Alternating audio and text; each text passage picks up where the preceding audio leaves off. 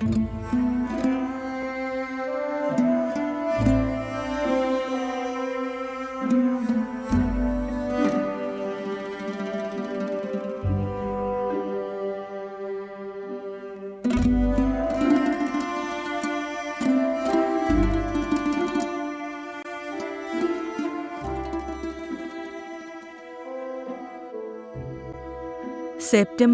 কানাসের সবচেয়ে সুন্দর ঋতু,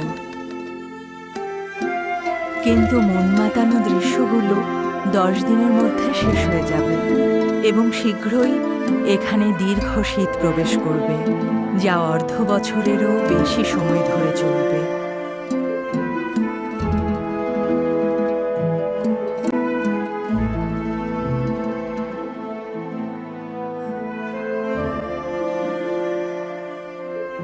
এটি হেমো উপশহর, পশ্চিম চীনের সবচেয়ে উত্তরের গ্রাম।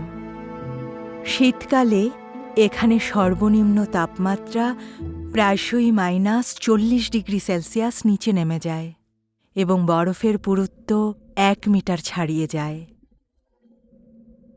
বাড়ির ছাদটি ভারী তুষার দ্বারা পিষ্ট হওয়া থেকে রক্ষা করার জন্য ব্যবহৃত হয়, কিন্তু যখন এখানে প্রচণ্ড তুষারপাত হয় তখন তুষার পরিষ্কার করতে লোকদের ছাদে উঠতে হয়।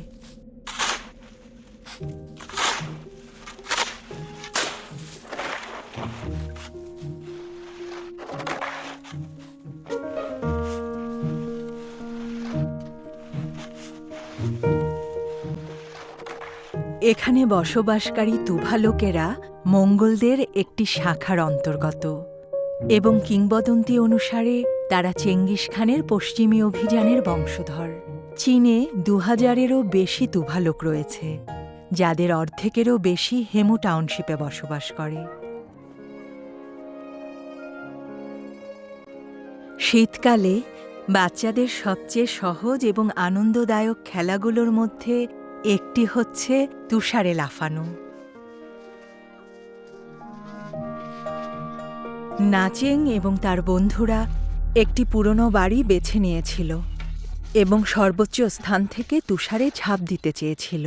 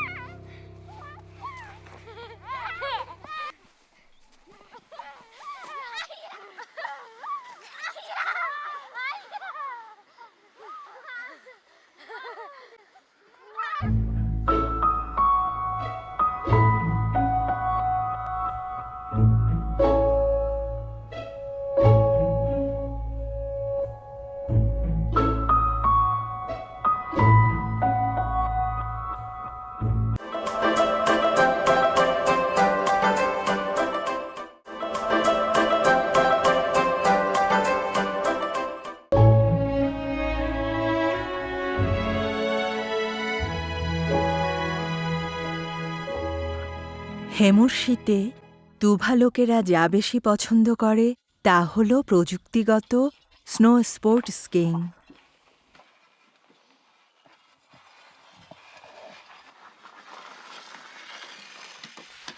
আলতাই হল মানুষের স্কিইংয়ের জন্মস্থান। আলতাই পর্বতমালায় প্রাচীন আলতাই জনগণের দ্বারা উদ্ভাবিত পশম স্নোবোর্ডের ইতিহাস 10,000 বছরেরও বেশি। মালকিন পশম স্কিস তৈরি করার জন্য প্রাচীনতম পদ্ধতি ব্যবহার করে হাতে তৈরি করে।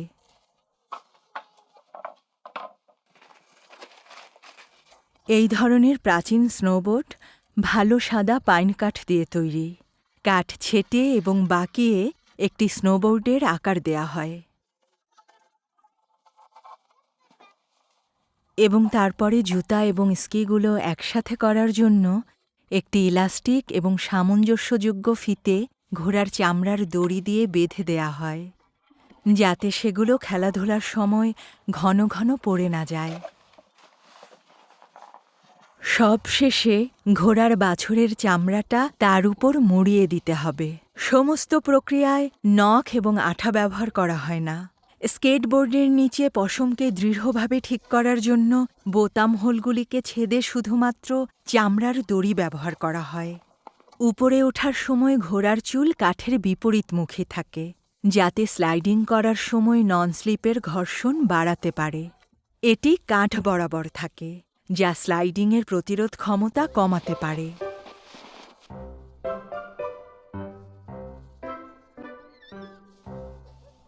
মালিকিনের ছোট ছেলের বয়স মাত্র 4 বছর এবং ইতিমধ্যেই তার বাবার তৈরি একটি ছোট স্কি বোর্ড পড়তে পারে এবং তার বন্ধুদের সাথে স্কিইং খেলতে পারে।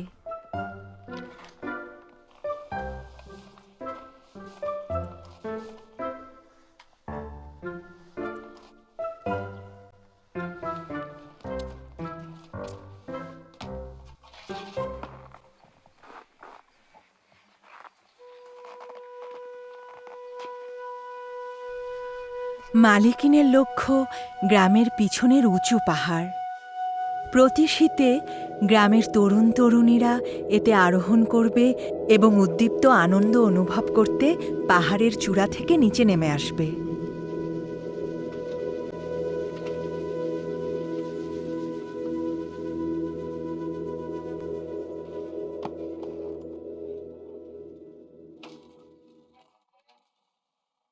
ভিডিও ক্লিয়ার আসবে তো?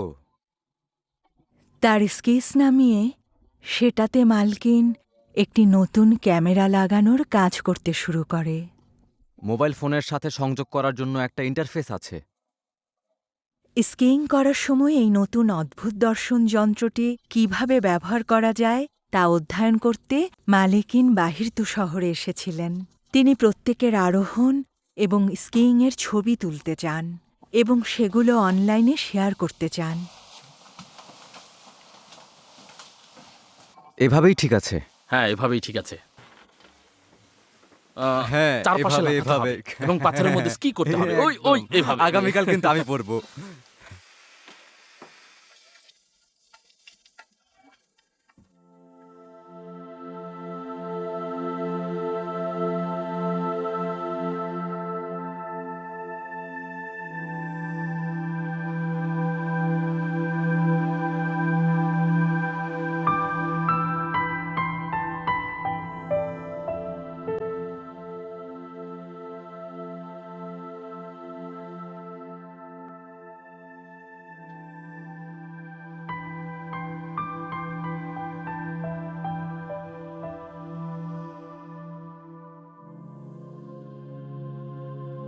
মালিকিন যখন 6 বছর বয়সী ছিলেন তখন তিনি স্কিতে পা রেখেছিলেন এবং পাহাড়ে শিকার করতে তার বাবাকে অনুসরণ করেছিলেন। অসাধারণ শারীরিক শক্তি এবং ইচ্ছাশক্তি প্রয়োগ করে তাকে একবারে 10 দিনেরও বেশি সময় ধরে বন্য প্রাণীদের মধ্যে বেঁচে থাকতে হয়েছিল। আজকাল তুভালোকেরা আর শিকার করে না, তবে তাদের কঠোর পরিবেশের দ্বারা উদ্দীপিত জীবনশক্তি কখনোই নিভে যায়নি।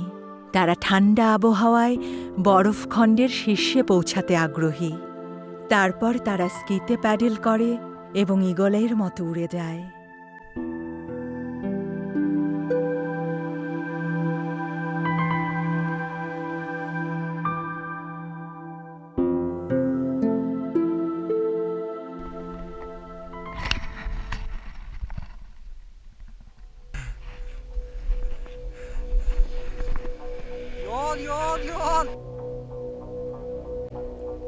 মাউন্ট ম্যাকগাইটি সমুদ্রপৃষ্ঠ থেকে ৩,০০০ মিটারেরও বেশি উপরে, যা তেমন উচ্চ নয়, তবে রাস্তাটি বেশিরভাগ খাড়া এবং নরম তুষার ও ২ মিটার পর্যন্ত পুরো, যা শারীরিকভাবে খুব ক্লান্তিকর।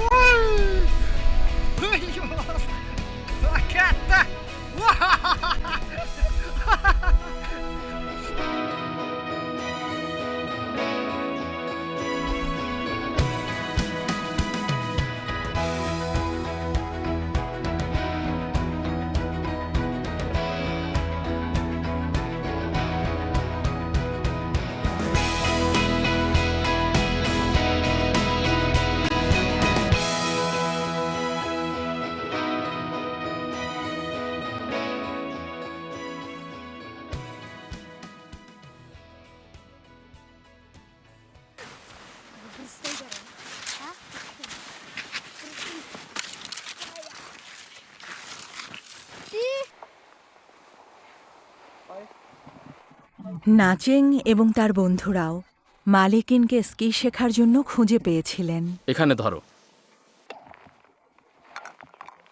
আরেকটু উপরে।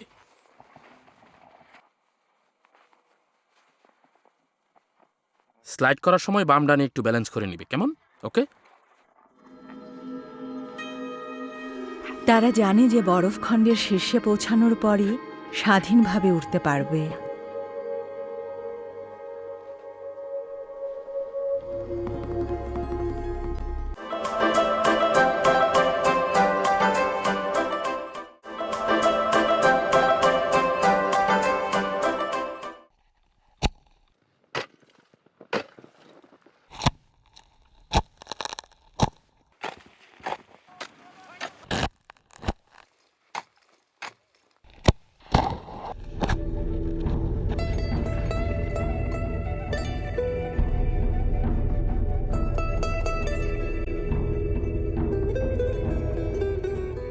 হুহাই জেলায় উত্তর শিনচিয়াংয়ের আলতাই পর্বতমালার পাদদেশে লোকেরা শীতে মাছ ধরা শুরু করার জন্য হ্রদের ধারে জড়ো হয়েছে এবং হ্রদ বলিদান ও জল জাগানোর একটি দুর্দান্ত অনুষ্ঠানের আয়োজন করে।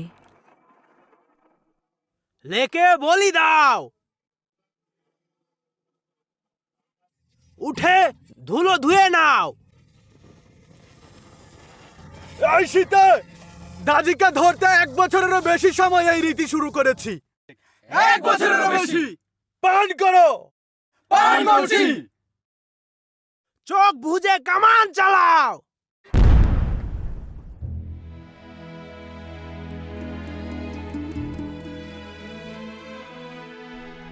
উলুঙ্গু হ্রদ জঙ্গারের মুক্তা, যা বরফের চাদরে পরিণত হয়েছে।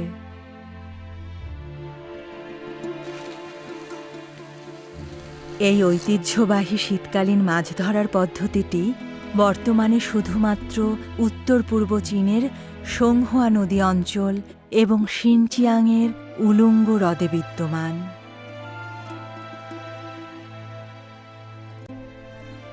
2 কিলোমিটার দীর্ঘ বরফের চোখটি ছেঁকে দেয়া হয়েছে এবং এখন জেলেদের বরফের নিচ থেকে বিশাল মাছ ধরার জাল টেনে তুলতে এটি ব্যবহার করবে।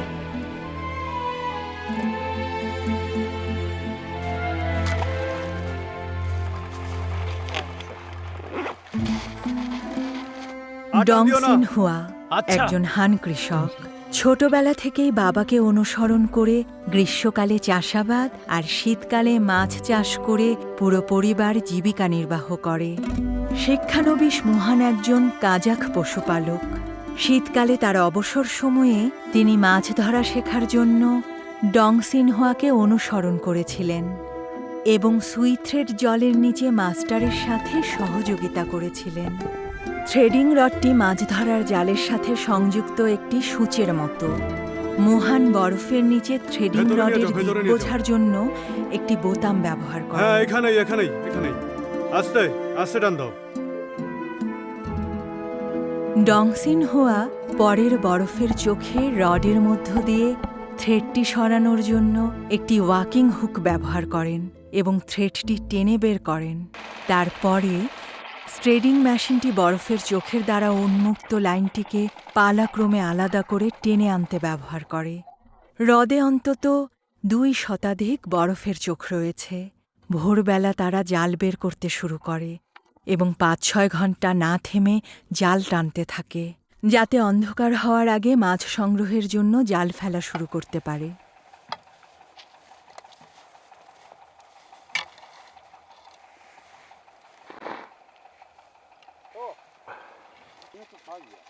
অপ্রত্যাশিতভাবে স্ট্রেডিং মেশিনে একটি সমস্যা হয়েছে এবং এটি বন্ধ হয়ে গিয়েছে। তাদের জন্য কাজে বিরতি নেওয়াটা খুবই বিরল। এই দুধ বেরাবো করো না। ও এই কি করছো? এইবার কেমন লাগছে? মজা লাগছে না? এইবার চলো চলো।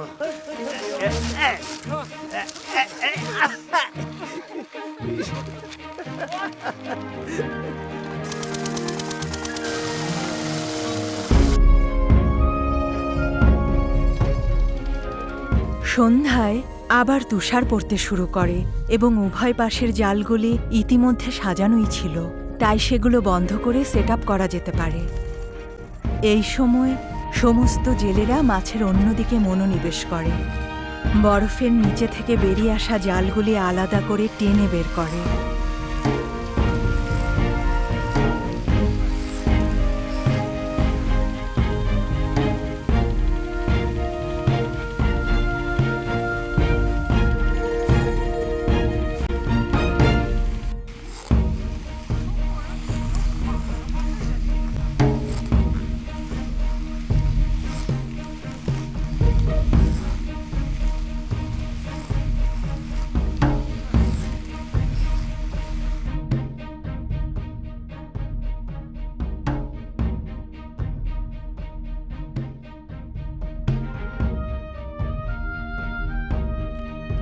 উলুঙ্গু হ্রদ মানুষকে আরেকটি সমৃদ্ধ শীত এনে দিয়েছে এবং এই কারণে লোকেরা এটিকে একটি শুভ নাম দিয়েছে, ফুহাই।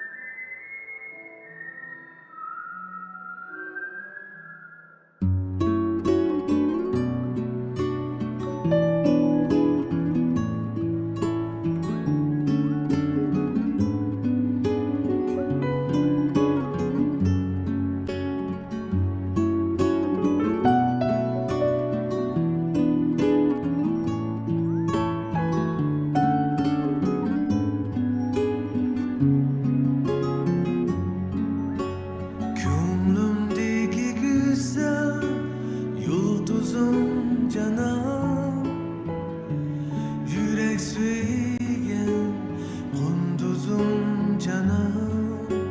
Sen bu aşka meşhur yaşayman aman, mengü üşmez nur bulup canım.